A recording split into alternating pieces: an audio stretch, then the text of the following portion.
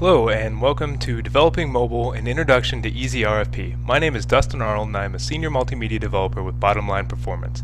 This video is going to provide an overview of the development process for our first mobile application solution developed in conjunction with Cummins Global Learning and Development. First step in developing our mobile application is to identify our needs. In this case, Cummins wanted to streamline their internal RFP generation process. This means we're going to be building a productivity application. This application will be used to create consistently formatted RFPs in a timely manner. The users for our solution are going to be the internal employees within the Cummins organization. Now this allows us to have much more control over our users' environment than if we were releasing the application to the general public. One aspect of having this kind of control over our users' environment is that we know exactly the type of tablet devices our users will be running within the client's organization. In this case, it's the Asus EEE Pad Transformer, which runs on the Android operating system. An item of note here is that in the mobile development world, we rarely have this amount of definitive knowledge over our users' devices, particularly with the Android platform. New devices are being released all the time, and it takes a lot of strategic planning to develop a solution and make it accessible to everyone in your target audience. Next up, our output. What are we going to produce with this application? Our goal here was to produce a Microsoft Word document that users could later download from the tablet and modify outside of our application environment. Once we've identified our goal for the application, it's time to begin the design process. The first step here is to identify our content.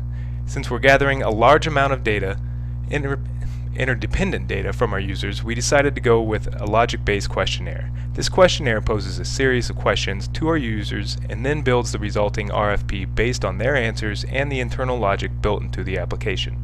Next up, our constraints. What are we limited by, and how is this going to affect us? Our biggest technical constraint with this solution is that our tablet devices will not have wireless internet access. This impacted us in two ways: the distribution of our application itself and the exportation of our final RFP document. Both would have to be done manually and without wireless communication. Finally, the user interface. Obviously, designing and building mobile interfaces is a huge topic in and of itself. However, a tip of something that worked great for us was the interactive storyboard. Now, interactive storyboards are not quite prototypes, but offer more interactivity than your standard static storyboards. The benefits of both the internal and external team were great, and you can save a lot of time down the road.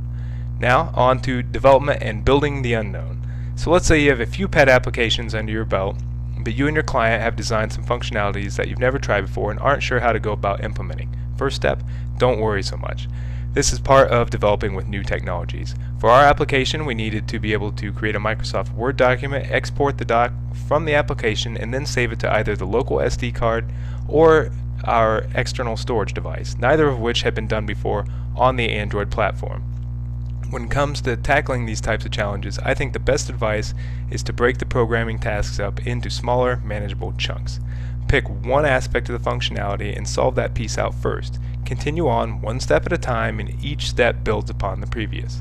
Another advantage to building out individual functionalities ahead of time is that you're planting the seed for these interactions and giving them a chance to grow throughout the development lifecycle of your application.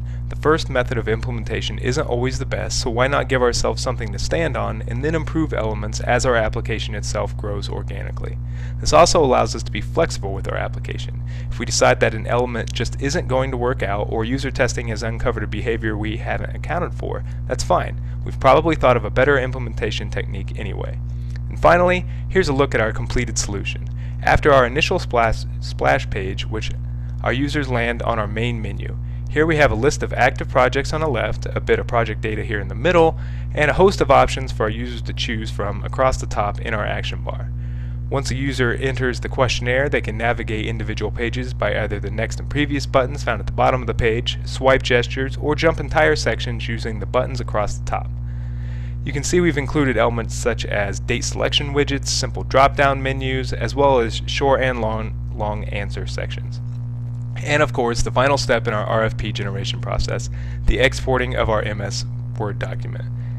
Here is a small sample of the first couple pages of a completed RFP. Now I'd like to thank you for taking the time to watch this video, and again, my name is Dustin Arnold with Bottom Line Performance.